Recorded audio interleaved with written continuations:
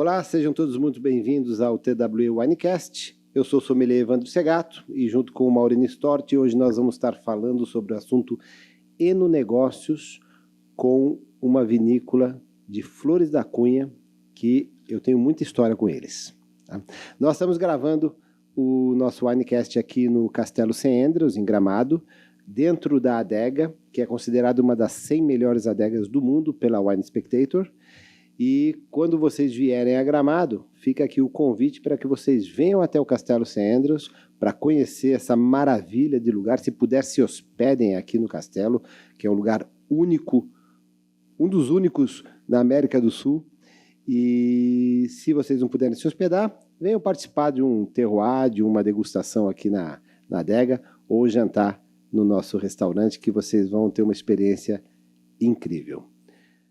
Para você que está chegando agora, se inscreva no nosso canal, curtem, compartilhem o vídeo e se inscrevam porque nós temos muito conteúdo ligado ao vinho, não só ao vinho propriamente dito, mas a enoturismo e enonegócios. E enonegócio é o nosso assunto de hoje, né, Maurício?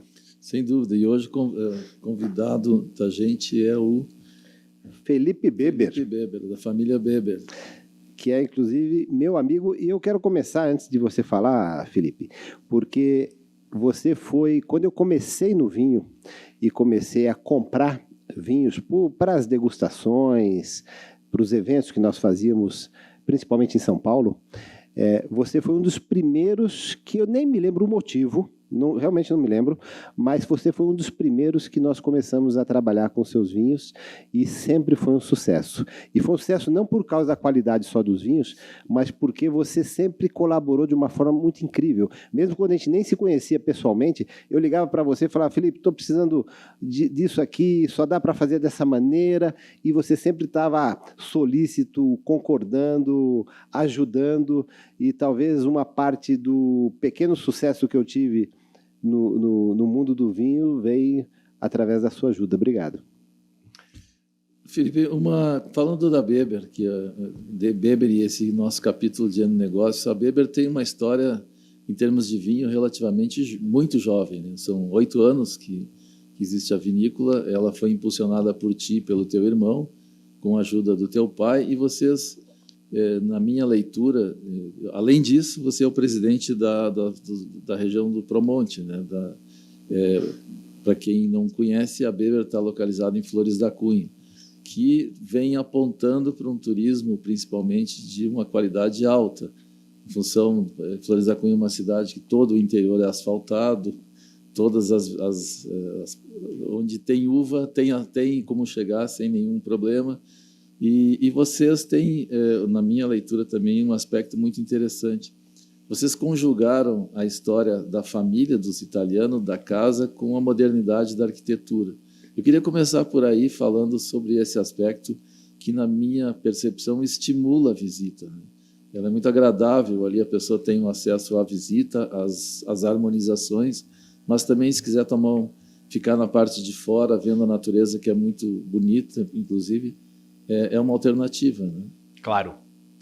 Primeiramente, então, muito obrigado pelo convite, uma honra muito grande poder estar aqui. Evandro, obrigado pelas palavras, aí passa um filme na nossa cabeça aí quando fala da história lá daquele período talvez pandêmico, onde estava tudo muito aquecido de uma forma diferente. Essa é uma das características do nosso negócio, sempre ser muito solícito, muita atenção, seja por parte dos diretores, seja proprietários ou propriamente dos colaboradores. É algo que a gente gosta muito de transmitir, porque acredita que vinho é isso, é energia, é conexão, e as pessoas são parte fundamental do mundo, né, do negócio dos vinhos.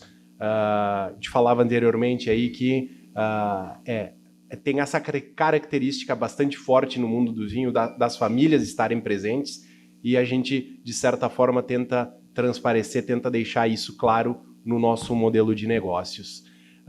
Obrigado também, Maurício, aí, pela possibilidade, pela oportunidade de estar aqui com vocês. Iniciando, indo ao tema que comentaste, quando hoje se chega na Beber, se depara com uma casa bastante clássica, antiga, e com uma fachada de um pavilhão bastante moderno, assim, contemporâneo.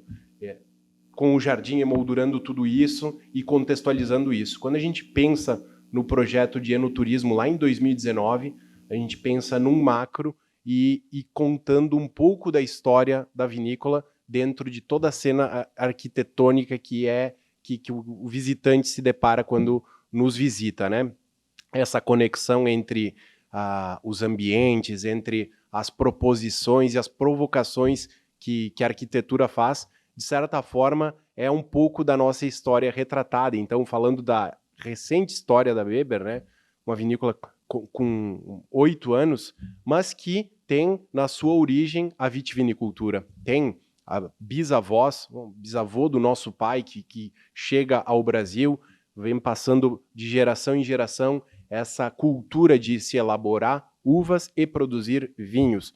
Nosso pai, então, ajudante do pai dele, nosso avô, desde muito pequeno, e perdeu o seu pai muito cedo, né? Uma infelicidade, e por conta desse motivo, ninguém dos irmãos, na época, muito pequenos, que seriam nossos tios, né? Nosso pai e nossos tios, deu sequência ao negócio. Então, aquela ideia de viver do vinho ficou ali abandonada no tempo. O pai guardou um carinho e um amor muito grande por isso e se dedicou, se profissionalizou como fotógrafo, viveu 37 anos dedicados à fotografia e sempre incentivou a mim e ao meu irmão que a gente pudesse fazer diferente. Hoje o tagline da Weber é paixão por fazer diferente, que a gente não necessariamente tivesse que seguir na fotografia. Isso é algo que a gente pensa na cabeça de 20 anos atrás, era um pouco disruptivo esse pensamento. Geralmente o pai quer que o filho siga o seu ofício e perpetue o negócio. A família Weber tem tradição em fotografia na cidade de Flores da Cunha, mas o pai não, sempre incentivou que a gente pensasse além e, obviamente, sempre fazendo a provocação de que esse pensar além podia ser fazendo a Weber é uma bela foto, né? Exatamente. Tem muito disso no projeto. Vou mencionar depois que, à medida que tu adentra na sala de barricas e olha, tem o recorte da casa, lembra uma fotografia. Quando tu vai visitar a sala de tanques, é uma fotografia. Então, é inegável que a fotografia faz parte da nossa história. Os rótulos, muito deles lembram fotografias ou essa influência é muito forte no projeto, né? E o pai sempre incentivou que a gente pensasse diferente. Lá eu devia ter 10 para 11 anos, a gente aceita a provocação e topa, então, produzir um vinho de forma artesanal, como uma brincadeira, na casa, então, do nosso avô materno, que é a casa onde hoje está localizada a loja, o wine bar da vinícola, e aquela brincadeira de final de semana, aquele momento de família em torno de esmagar uvas e produzir vinho de uma maneira bastante interiorana, bastante pura, e um momento assim onde o avô estava junto, o pai, a mãe, eu, meu irmão, aquilo vira então o sonho de se ter um projeto. Isso foi uma semente que germinou em mim, assim, e eu decido ir para a enologia. Meu irmão segue na administração, e aí anos mais tarde, aí já com a devida graduação concluída, com alguma experiência no mercado, vem a ideia de retomar esse projeto, que sempre foi um sonho, sempre foi um desejo, né? A partir do momento que eu busquei ir para a enologia, a ideia de ter um projeto familiar era muito presente, e isso se torna, então, realidade. Anos depois, em 2015, a gente lança o projeto com a ideia, então, de iniciar a produção 100% de forma terceirizada, buscando parceiros que pudessem fazer vinificação, engarrafamento, produção de uvas, e aos poucos, a partir de 2017, tendo que tomar uma grande escolha.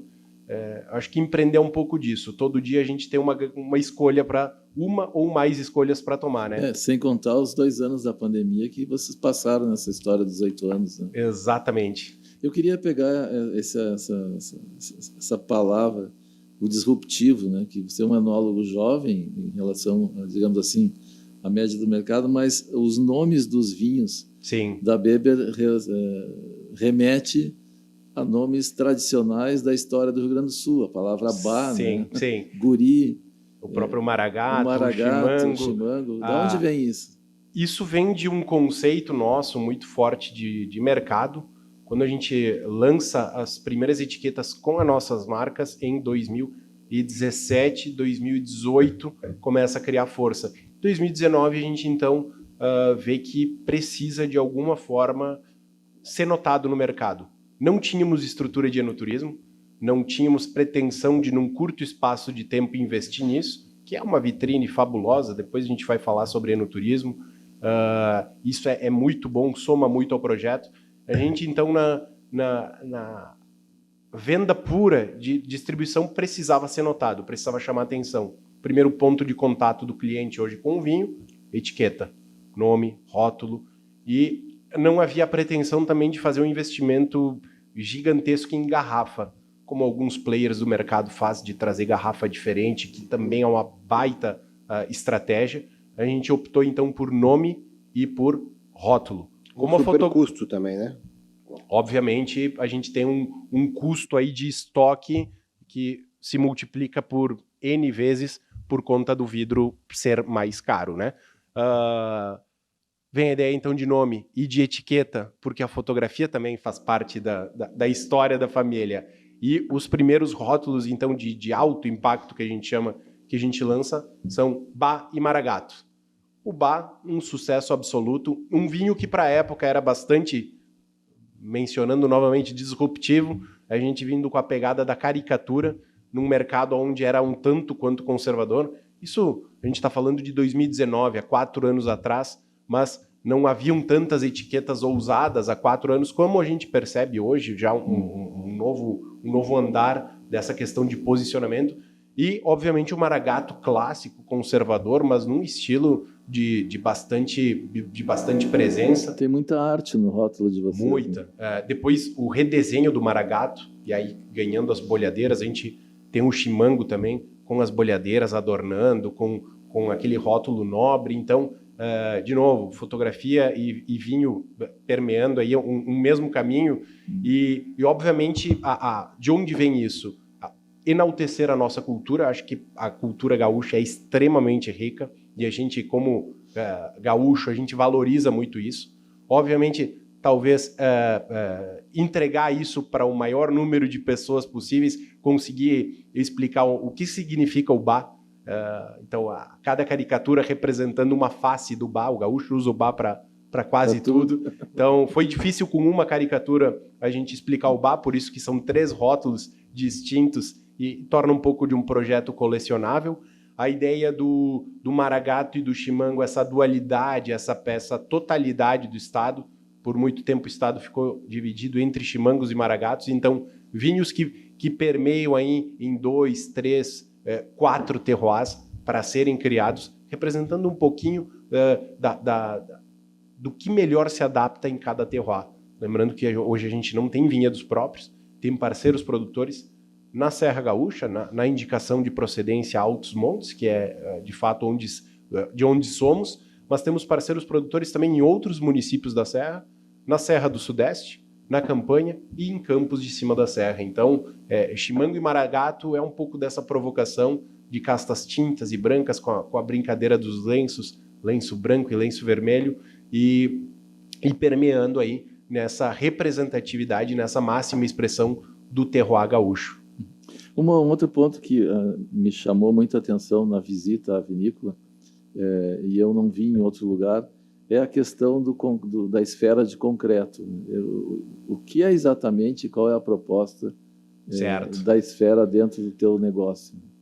Hoje a Beber ela tem uma orientação muito clara. As pessoas bebem os nossos vinhos e falam, isso é perfil Beber. É a ideia de ter um vinho muito elegante, de ter um vinho sem muita super extração ou super concentração. Realmente ter a elegância como uma premissa básica para se produzir e elaborar vinhos, né? O concreto ele vem e comunica bem com isso quando se fala em maturar um vinho que não tenha lá um corpo tão alto, não tenha taninos tão duros, por conta de microoxigenar menos o vinho e, obviamente, enaltecer e fortalecer, ser um revelador ali e potencializador das características varietais e de terroir. Fruto de 2 viagens, uma em 2019, as 2 em 2019 para a Espanha e para Mendoza, provei vinhos lá fora e gostei muito do que vi no perfil maturado 100% em concreto. Eu disse, isso conversa com o perfil de vinhos que a gente produz. E de inovação, né? Exatamente. E aí, volto ao Brasil, vou pesquisar quem está usando concreto na época, apenas uma vinícola em São Paulo, Guasperi, para um vinho branco, um Sauvignon Blanc. E ninguém mais. E aí a gente, então, traz, a partir de 2020, começa a usar exclusivamente em tintos. Hoje o projeto, 70% do projeto é focado em tintos, né? E traz exclusivamente para o uso em vinhos tintos, sendo então o primeiro projeto que vai entregar, que vai trabalhar a maturação de tintos em concreto. E a partir do próximo mês, já agora em julho de 2023, a gente vai apresentar então o primeiro projeto, fruto lá da grande safra de 2020, uma provocação, uma verdadeira conexão, uma verdadeira experiência. Sempre falo que esse vai ser talvez o projeto mais ousado nosso, de entregar um vinho, fruto do corte de concreto e carvalho, um corte assinado por mim, e permitir que as pessoas tenham acesso aos vinhos que deram origem a esse corte, uma garrafa 100% dele maturado em concreto, a outra 100% em carvalho, com uma proveta, para que as pessoas montem o seu próprio blend, desafiem o enólogo, façam os seus comparativos, se conectem, conversem, vejam a conexão entre os estilos de maturação. É um projeto que estaremos apresentando no próximo mês e que com certeza vai ser... Já está convidado para voltar, né? Não, isso é inédito, né? Eu achei bem legal a ideia. Não existe uma pessoa que entre na nossa sala de barricas, olhe o concreto e diga qual que é a diferença do vinho maturado em concreto. O que ele agrega?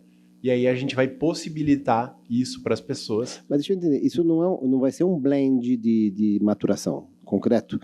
O nosso blend vai ser o ícone do projeto, então o nosso ícone é o blend. Tá. E vamos possibilitar, então, uma garrafa de cada, somente de um estilo ou outro de maturação. Entendi. E essas garrafas, obviamente, elas vão ser vendidas em formato de kit, essas duas, e a pessoa pode comprar ou não o blend, aí fica a critério do consumidor. Mas a ideia é possibilitar o mesmo vinho com o mesmo tempo de maturação em concreto e em carvalho. Esse é um caráter que a gente respeita muito, de ter exatamente o mesmo tempo, entra no concreto e entra no carvalho na mesma semana, porque às vezes não fecha o dia, na mesma semana, e saem na mesma semana. Esse vinho especificamente, 18 meses de maturação. E as pessoas, obviamente, provocarem as pessoas, os seus sentidos, a verem o que um mesmo vinho, que não é um mesmo vinho, ele vai se tornar dois vinhos extremamente distintos, mas o que, dentro de uma mesma base, a gente pode, hoje, como enólogo, né, optar por moldar o caráter maturado em concreto ou maturado em carvalho. Eu queria te fazer... Só para finalizar essa aqui, assim, eu não sei se ele vai querer fazer esse spoiler. Porém, qual a diferença dos dois? Bem, você já provou os dois, com certeza. Óbvio. O concreto, ele tem muito essa questão da revelação, do potencializador do caráter varietal, acima de tudo, e da expressão do terroir, obviamente. A gente tem nesse vinho um projeto, um corte de... São duas variedades, né? A base é um corte de Cabernet Franc da Serra Gaúcha e Petit Verdot da Campanha Gaúcha. Bem, concreto, frescor, vibrância, intensidade, um tanino um pouco mais marcado por conta da menor microoxigenação. Carvalho, muita complexidade, muita intensidade aromática. A diferença de dulçor dos dois vinhos é gritante, porque o concreto, obviamente, vai preservar esse perfil mais fresco. A madeira já vem com um perfil um pouco mais doce de entrada de boca. Mais volume de tanino, porque a madeira, né, muitos não sabem, mas a madeira cede taninos ao vinho. Ela, além de microoxigenar... Essa é uma grande parceria, né? Exatamente. Além de microoxigenar o vinho, ela também vai inserir, ela vai ceder taninos que estão presentes na madeira e vão passar para o vinho. Então, um vinho mais corpulento, mas também mais redondo, porque a gente tem mais microoxigenação. Um dado de curiosidade, a taxa de microoxigenação em relação a madeira versus concreto, a gente está falando numa escala de o concreto microoxigenar 15 a 20% apenas do que uma barrica microoxigena. Então a gente tem muito menos microoxigenação, mas também tem menos tanino aí, ou no concreto não tem tanino sendo passado ao vinho. Então, vinhos extremamente distintos, as pessoas, muitas que já degustaram comigo, custam acreditar que é a mesma base. Não, mas não é a mesma base, não. Exatamente o mesmo vinho, a gente tinha um tanque, direcionou metade para concreto, metade para carvalho. Então, realmente é muito interessante saber como a personalidade de um vinho pode ser domada ou pode ser trabalhada ao longo dos anos de processo. Eu tenho uma pergunta, não uma dúvida, mas um interesse que eu imagino que muitos que estão nos ouvindo também têm.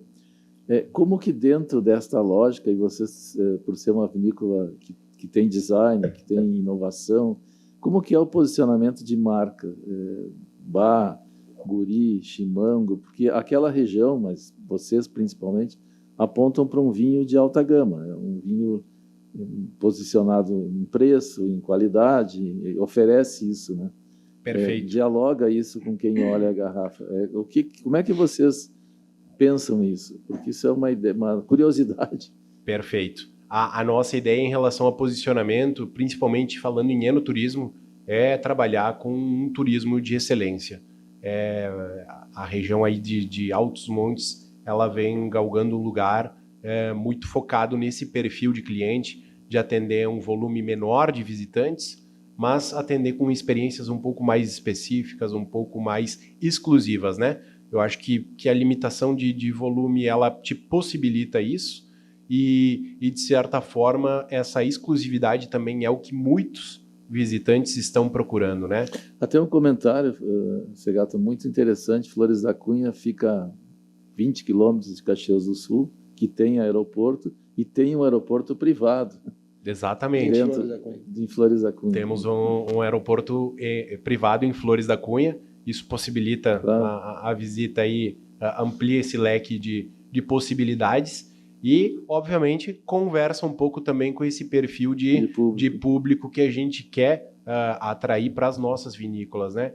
Obviamente, o posicionamento dos produtos ele não pode ser diferente. Eu acho que o enoturismo ele vem abrindo portas para a gente cada vez mais pensar nesse perfil de produto, né? Quando a gente fala hoje em mercado, eu vou vender vinhos na distribuição, eu vou ter parceiros comerciais que vão colocar em cartas, que vão fazer todo esse trabalho, a gente já tem, obviamente, pensa num posicionamento alto, mas já precisa ter ali produtos que sejam, de certa forma, mais comerciais. E eu acho que essa é a grande beleza de um projeto, ela conseguir permear com um braço comercial, o exemplo do nosso vinho Almejo, um vinho muito bem feito, mas é um produto de entrada que possibilita que mais e mais pessoas conheçam o projeto e, obviamente, sempre a porta de entrada de uma vinícola é o vinho de entrada. A pessoa dificilmente vai começar pelo ícone.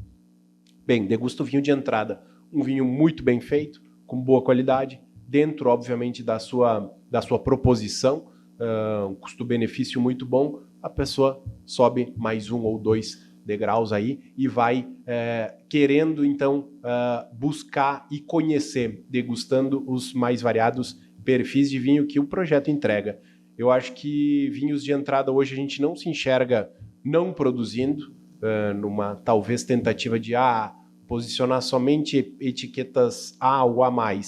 Não, eu acho que o produto de entrada ele é um bom cartão de visita para novos consumidores, obviamente sempre posicionando. A gente pode ter vinhos de entrada de R$19, de R$29, ou de R$100, né? Uhum. Então, a nossa etiqueta de entrada hoje, ela participa aí de uma classe já bem posicionada, mas a gente ainda preserva essas linhas mais comerciais com orientação de mercado.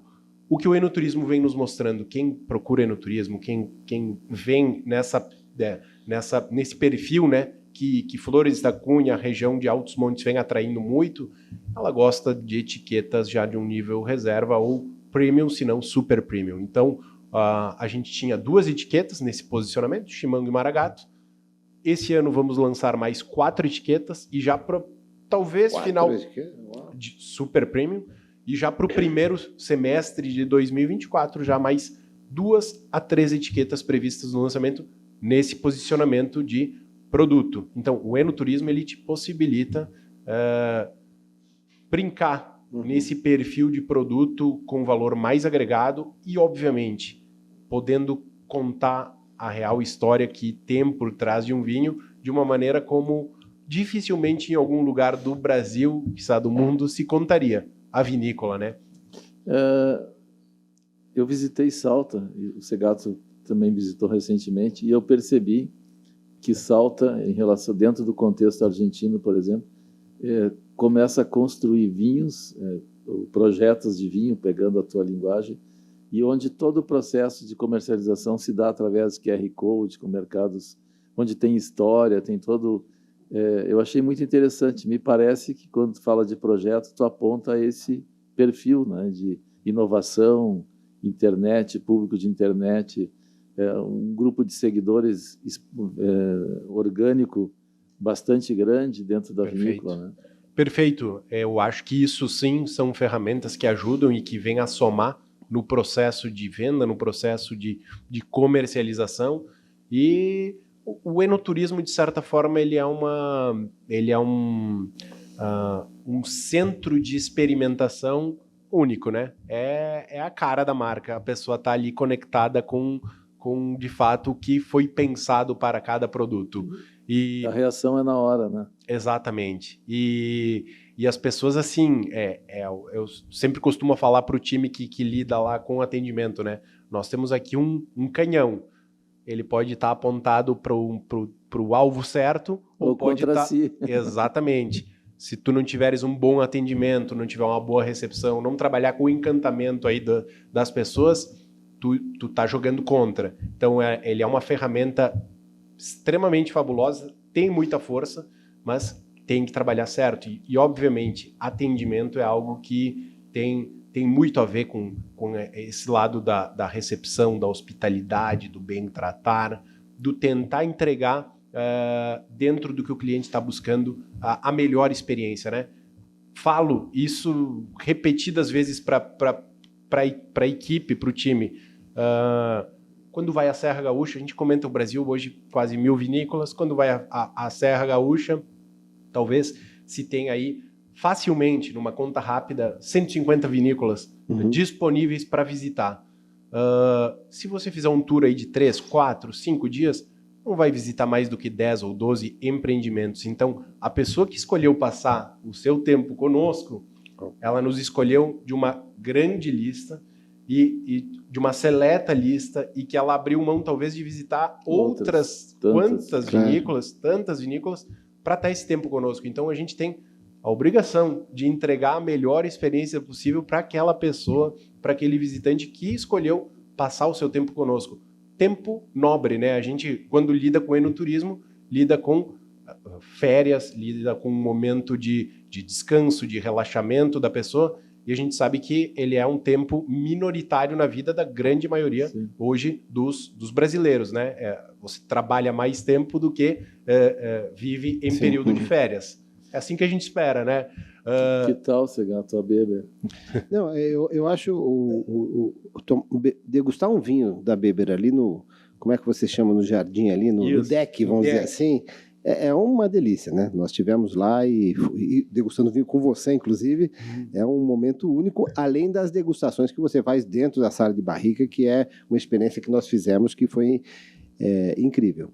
Mas falando de negócio, eu tenho duas perguntas. Uma, nós falamos bastante sobre o enoturismo. Hoje, o faturamento do enoturismo na tua vinícola é representativo? Bem, a gente começa, então, a apostar em enoturismo em 2019, começa a restaurar a casa de uma maneira bastante vagarosa. Começa lá, restaura uma parte, depois outra, e a coisa em 2020 acelera de uma maneira muito, muito brusca, repentina, tendo, então, o período pandêmico vindo, e a gente aproveita isso e vai na contramão, reestrutura a sala de vinificação, reestrutura toda a parte de vinícola e, obviamente, de enoturismo. Quando a gente acelera aí para dar esse passo, o enoturismo representava entre 1% e 2% do faturamento. Uau. a gente falou, vamos apostar e esse número vai virar 10, vai virar 15. Ou vamos abortar.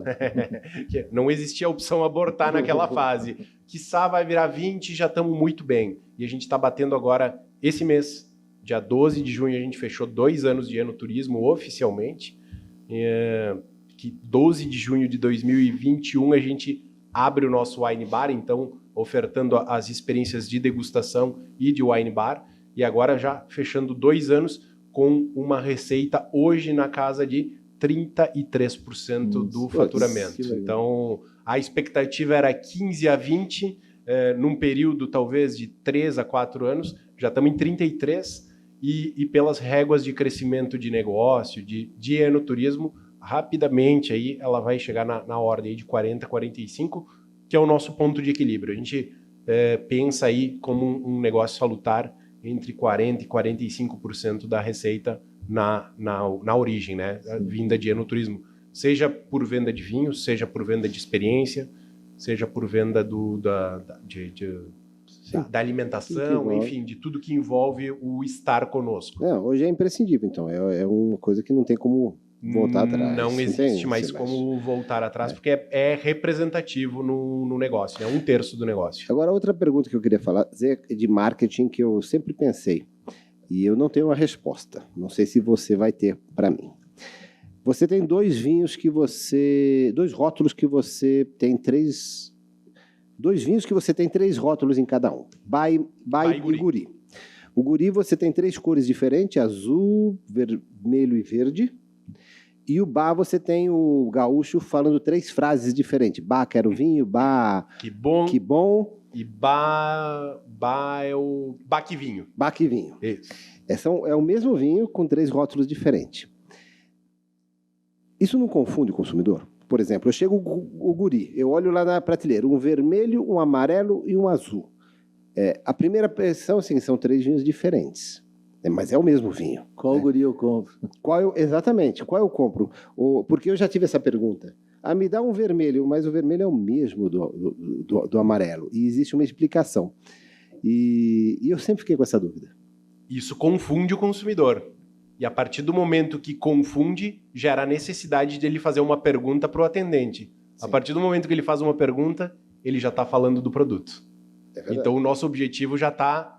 Lembrem lá o porquê das etiquetas, o porquê do nome. Chamar atenção. A gente precisa que, de alguma forma, a pessoa conecte com o nosso produto. Então a gente já está atingindo o primeiro propósito, que é a pessoa, dentre... Hoje, qualquer loja, e isso é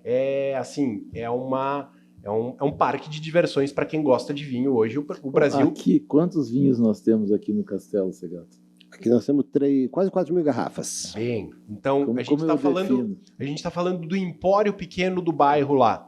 250 rótulos, 300 rótulos. A gente está falando de uma loja maior, 1.000 rótulos.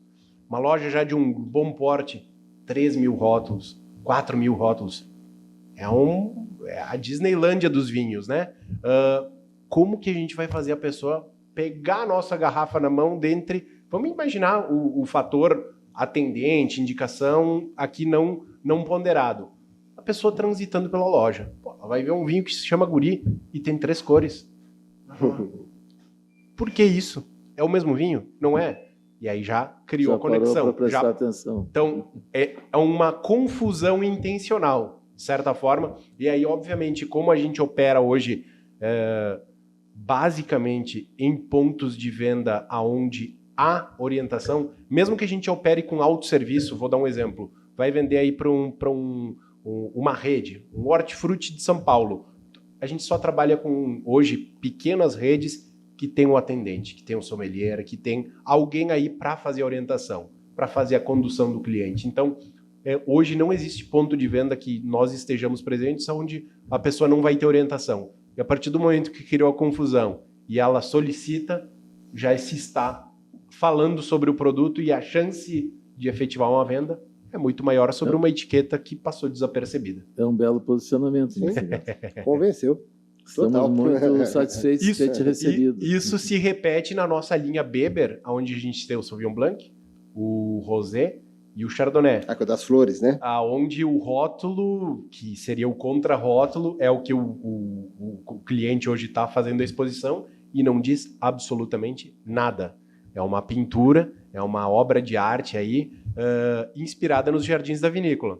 A etiqueta do Sauvignon Blanc homenageia as oliveiras centenárias, a do nosso Chardonnay homenageia os álamos. Novamente a fotografia fazendo parte. E isso é uma fotografia assim, até com a moldurinha branca, é uma fotografia o rótulo. Que não seria o rótulo, seria o contrarótulo. Aí tu vira, tem um rótulo. Beber Sauvignon Blanc, Beber Rosé. E obviamente aquilo chama atenção por tá lá, ué, mas só por que isso? E aí no momento seguinte que a pessoa pega a garrafa, por quê? E aí a ideia de ler e falar que aquilo é uma homenagem ao Jardim da Vinícola. Mas que vinícola? E aí olha, e são o que a gente chama dos rótulos hoje instagramáveis, né? Sim. É o que as pessoas vão fotografar, vão clicar, vão marcar. Vão multiplicar. Exatamente. E aí, de certa forma, organicamente, se cria uma divulgação. Da onde que vem essa tua relação, além da questão familiar, mais do que relação à tua inovação? Porque eu acho que isso é a marca que a gente percebe no produto Beber. Né? Falar de Beber é falar de um projeto muito novo, né? Uma vinícola com 8 anos de idade, que nasce fruto de 2 jovens inquietos, com o seu pai junto aí, apoiando o projeto, mas muito mais num lado incentivando para que se crie um negócio que a gente venha a administrar e venha a realmente estar à frente dele. Falar de apostar hoje num novo negócio no mundo do vinho é assim, praticamente impossível de separar de inovação, de separar de diferenciação. Acho que essa é a palavra, né? Num mundo, num universo onde hoje o nosso maior concorrente não são os produtores brasileiros.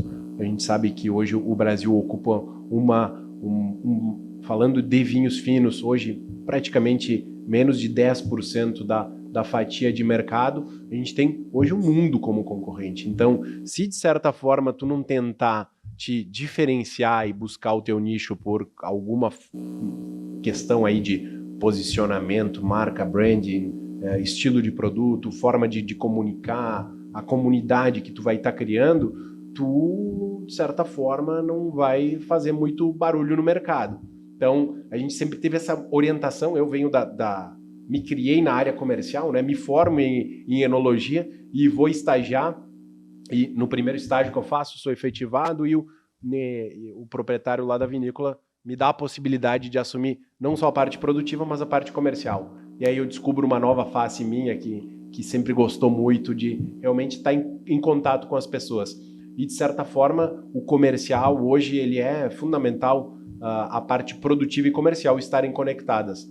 Soma-se a isso o meu irmão, que vem, preserva consigo essa veia da fotografia, que é também um negócio que estava na família, um negócio de origem do nosso pai, e aí vem a ideia de ter um comercial inquieto, de ter uma produção ali conectada e de misturar essa veia foto, marketing, arte, para realmente e coincide com uma região muito bonita, né? Exatamente. Flores da Cunha é uma região vitivinícola no Rio Grande do Sul, aqui na Serra Gaúcha, né? nessa questão de Vale dos Vinhedos, Pinto Bandeira, a região dos Altos Montes, que hoje é liderada por Flores da Cunha, é uma bela região, né? E a gente percebe, né, Segato, nas nossas conversas aqui, essa criação de polos de excelência, né? Em cada uma delas, a questão da fronteira, lá da região do Campos de Cima, a região da Campanha, agora a região jesuítica, que também se fala. Perfeito. É muito bacana esse movimento, né? Perfeito. Buscando hoje e mirando muito essa questão da excelência, né? Do posicionamento, porque a gente sabe que hoje a gente é pequeno no mercado, e nós praticamente não temos condições de um ano para o outro, ou vamos falar até em 5 anos, hoje escalar nossa produção a nível de querer competir com grandes players mundiais que estão ali ocupando aquela base da pirâmide que a gente chama. Então, a nós não compete, talvez, brigar deixa para as grandes empresas, quiçá para as cooperativas, aí que tem todo esse trabalho aí fabuloso de juntar produção de muitas famílias e conseguir entregar algo mais de custo-benefício brigando com isso.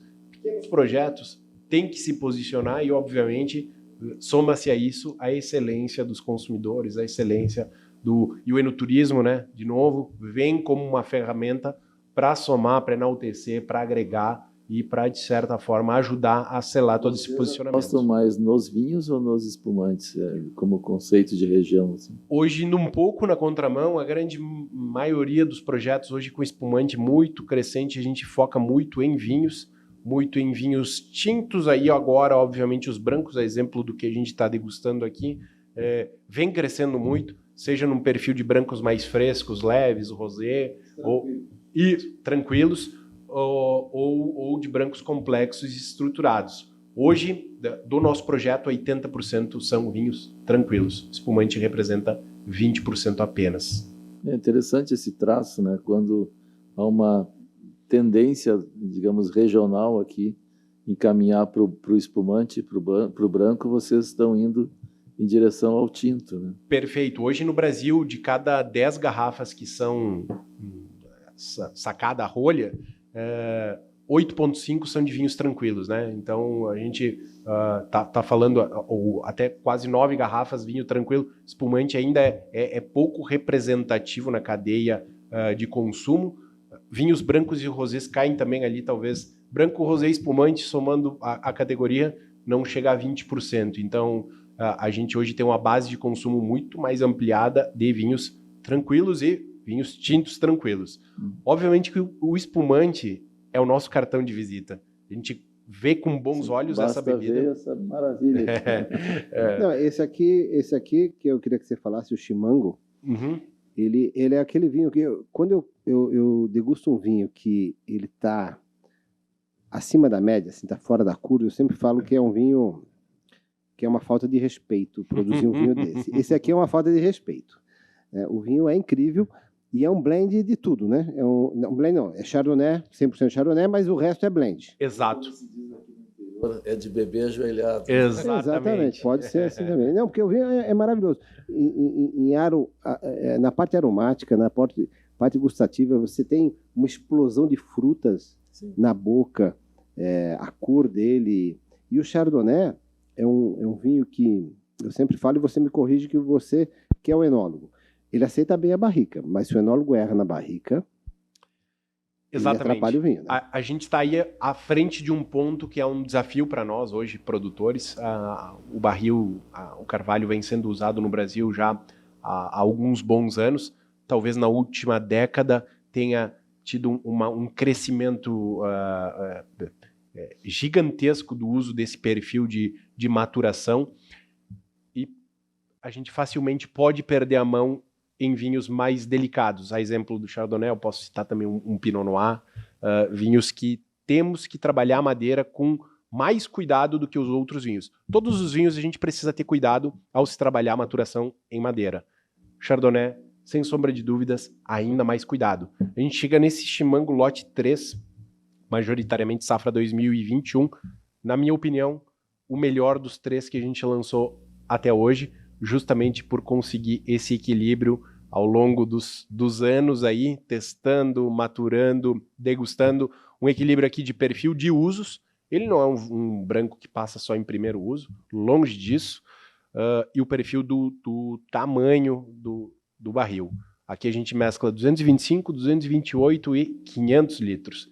Então, mira numa elegância, mira numa sutileza, onde a madeira dá sustentação ao vinho, mas não assume o papel aqui como protagonista. A madeira ela vem como um coadjuvante aí e realmente enaltece, ela leva o vinho para outro patamar.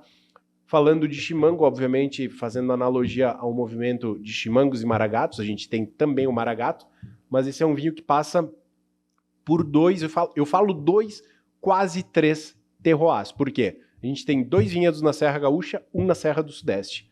Desses 2 vinhedos que a gente tem na Serra Gaúcha, um é em Altos Montes, em Nova Pádua, parceiro produtor.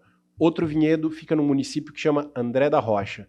Um vinhedo, então, que ele faz fronteira com Campos de Cima da Serra.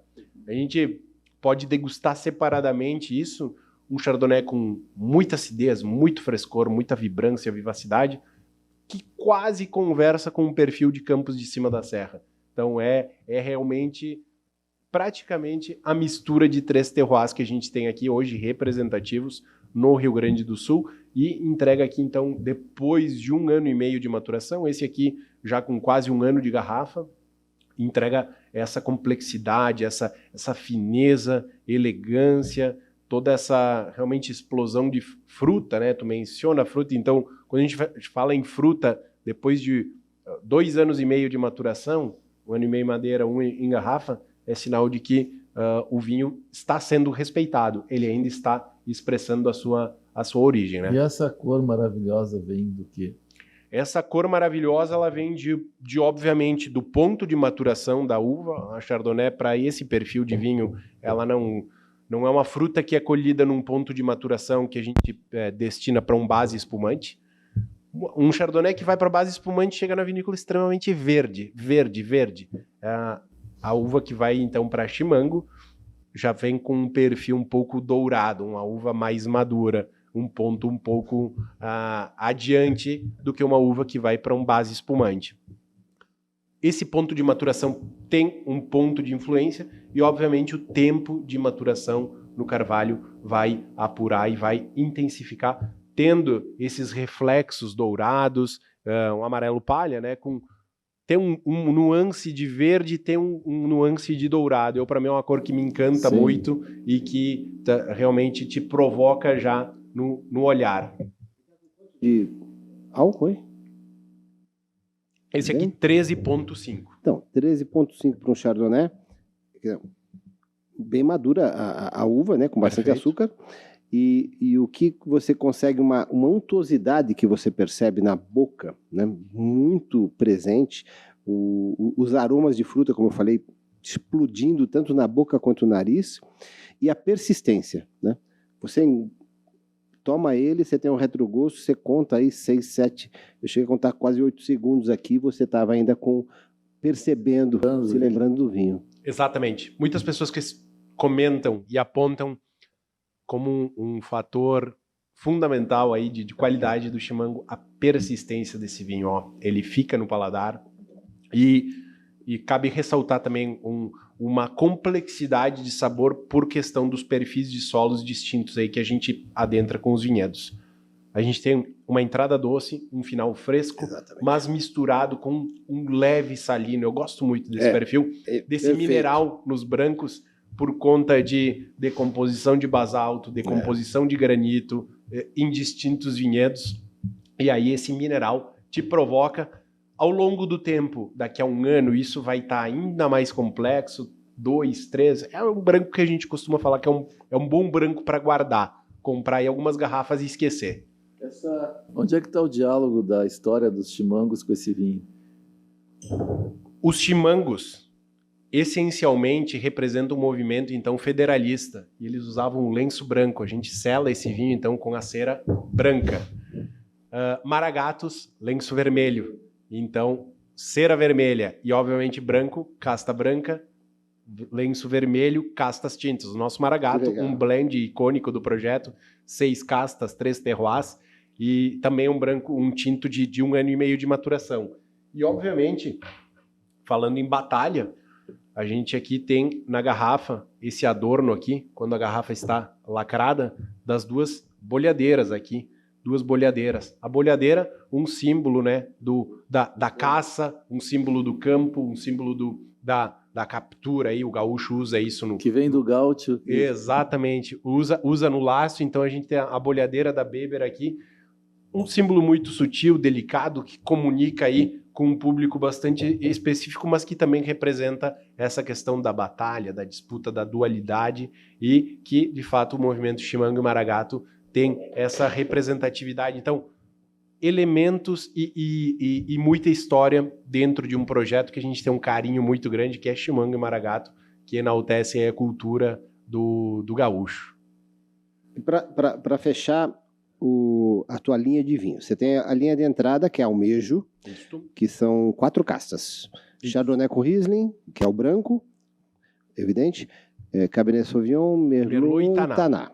Ok, esse é o de entrada. Aí depois você tem Guri, a outra linha que é Guri e Bar. Um é varietal de Pinot e o outro é um blend de Taná com Touriga Nacional. E aí o teu alta gama é o Chimango, Chardonnay e o Maragato. O Maragato, que é um blend de tintas, e temos aí, somando a isso, os dois espumantes. Os dois espumantes, claro, o Vero e o Rosé.